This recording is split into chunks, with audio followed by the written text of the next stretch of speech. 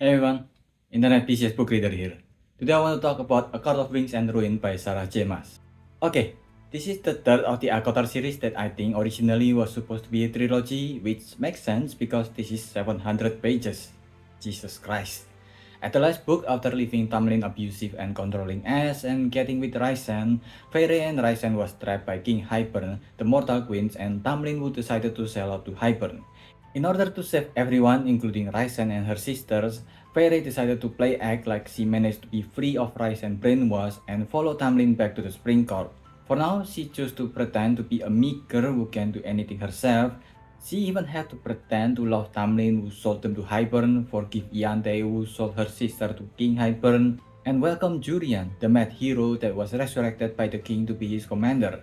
There's also the twin children that came with Jurian to investigate how to blow the wall that is in between them and the human world for their invasion, so Feyre had to navigate how to at least be convincing enough that she cannot do anything to them. If there's any silver lining for her there is that she gained some of her friendship with Lucien and Ilsa that has been lost in the second book.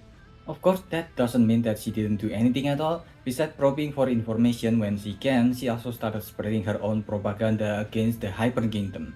She even helped defense against a mental attack from the twins and managed to sabotage Iante's ceremony to make it look like Feyre is the one who was blessed by the cauldron instead of Iante. She even managed to sow some discord between Tamlin and Lucien using Tamlin's own insecurities. She then continued her schemes after she and her people from Hyper had a disagreement on their journey to the northern part of the wall, where the twin killed 3 humans and Feyre sent boogies after them as retaliation. She got a Tamlin's temper tantrum, and when he attacked her, she purposefully didn't defend herself.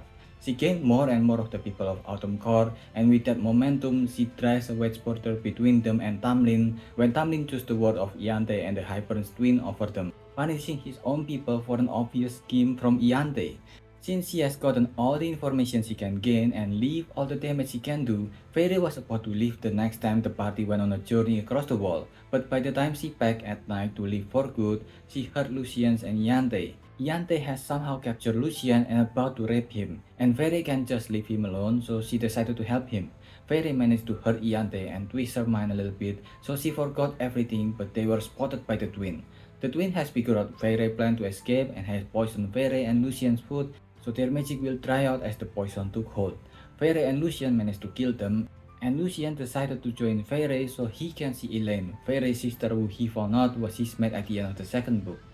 Unfortunately, their magic dried out because of the poison and they can't teleport their way to the Night Court. In desperation, they travel to the Autumn Court using a door, to the snowy mountain where Lucien's father ruled. They track their way across the forest north to the Winter Court. They got spotted by Lucien's siblings one time, but they managed to escape, but they were found again when they were running across an empty field of Ice Lake. This is of course a new adult genre, so rescue comes their way. Cassian and Azriel came and stopped the Autumn Court princess. I do like that it's not Rysand that came to help them, it makes Feyre less of a damsel in distress trope. It was only until they went back to the Night City that Feyre is finally reunited with Rysand. They had sex, obviously, and then Feyre went to meet her sisters. The event at Hybern, their kidnapping and being forced to change into a Fae using the cauldron, has not been kind to them. Nesta has always been unreasonable with her anger, and it only got worse here. Meanwhile, Elaine, who have always been the kindest character in the story, become almost catatonic from the trauma. But in their plan to recruit the other High Lords to join against Hybern and to defend the wall separating the human from the Fae, they might need their help at both convincing the High Lord of the danger of the cauldron that is on Hybern's hand and to restore the holes in the wall. And these are not the only hard decisions they had to make. Feyre tried to bargain with the Bone Carver again, an ancient dead god that has been in the Night Court prison for so long.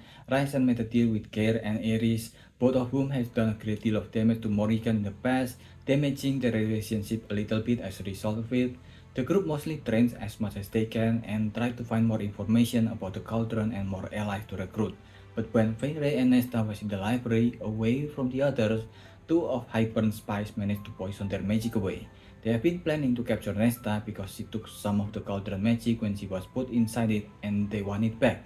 Thankfully, there were some Chekhov's gun scene earlier where Rysand mentioned something scary below the library, so Feyre decided to run there with Nesta. Feyre had to deal with whatever it is down there that was so grotesque it scarred Cassian who saw it. They will have to send someone there to tell a story of life. But besides that cryptic deal, everyone is safe. They have more information from the villain monologue and they now know that Elaine is a seer. From Elaine, they knew that there is a human queen that has gone missing because she was betrayed by the other queen, and Lucian decided to help with finding the queen.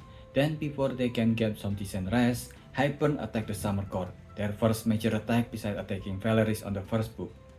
Given with the blood rubies that Tarquin delivered to them for their betrayal also in the first book, the group decided unanimously to go help them. This is their first major war with Hybern. Ryzen even went and met with the projection of King Hybern that was there to do his villain monologue that gave a lot of information to our protagonist as usual. They managed to push back Hybern army and talk with Tarquin, who still understandably hold a grudge against them, but they need to push the High Lords meeting earlier since Hybern has escalated their war. Everyone came there, the High Lord who have not been seen since the first book, Tarquin, even Nesta who have gained some courage to finally offer witness testimony there, and Tamlin who was there mostly to antagonize Ryzen and Feyre.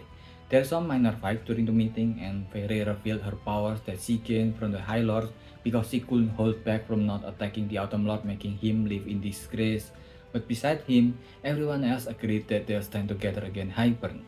The next day, they continued to plan on how to make their move in the upcoming war when suddenly Nesta, who have been having some bad premonition, become more alert and more paranoid, and then not long after that, a blast shook the meeting place. Hybern has made his move first and he had blown the walls apart. The group was too late to prevent it. So without much further planning, they decided to start the war. Each of the High Lords went back to their territory to prepare for their army. Feyre, with Amren's help, went back to the Nightmare at the bottom of the library to make another deal with Bryaxis. Feyre and Amren will let it loose during the war and grant him one wish if they help against the Hybern army. He agreed in exchange for a window at the rooftop of the library because he is chill like that. Then while the army prepared for war, Ryzen, Elaine, Nesta, Feyre, and Asriel went to the human, to Elaine's fiancé to ask their help to house human who will be the most defenseless during this war. Elaine's fiancé didn't help because he hates Faye too much, but they met an unexpected ally there. Jurian, the mad hero never goes crazy. He stayed at Hybern's side after he was resurrected to spy on him on behalf of the humans. Jurian told of Hybern's army position and their weaknesses, and his words rang true the next day when his army arrived at the battlefield.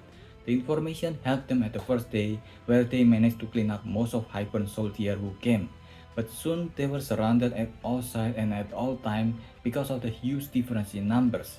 So just like in the first two books, Perry decided to go hunt the Suriel one more time to ask where Hybern's main unit is hiding. With Elaine's ability, Feyre quickly found the Suriel and it gave her a ton of answer for some reason, but when they were still talking, Iante attacked them. Of course, firing a Nestwood arrow at the Suriel instead of at Feyre. The Suriel told Feyre to run and leave her, so Feyre ran and let Iante and her two cronies chase after her, and she led them to the Weaver cottage. Another one of the dead god, and the Weaver ate them. Feyre went back to the Suriel to accompany her last moment, then she went back to camp with the last information that the Suriel can give. They can know where the king is because he is always near the cauldron, and Nesta can sense where the cauldron is using bones and stones. Nesta managed to find the cauldron, but in the process, the cauldron stares back at her and found where she is. It came to them at night and it took Elaine, who everyone momentarily forgot because of the war. Thankfully, Feyre and Asriel managed to rescue her with the help of Jurian and also Tamlin, who have been acting as spies for the Hybern.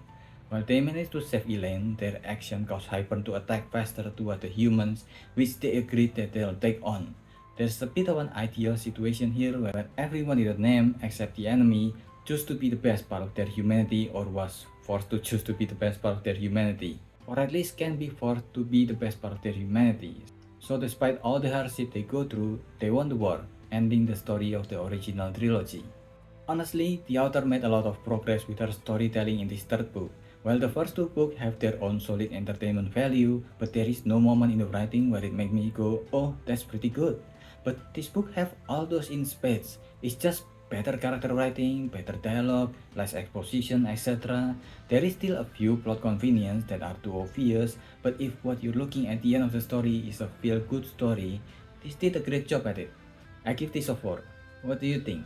Let me know if I missed anything, so leave your thoughts in the comment below and subscribe to the channel. That's about it. See ya.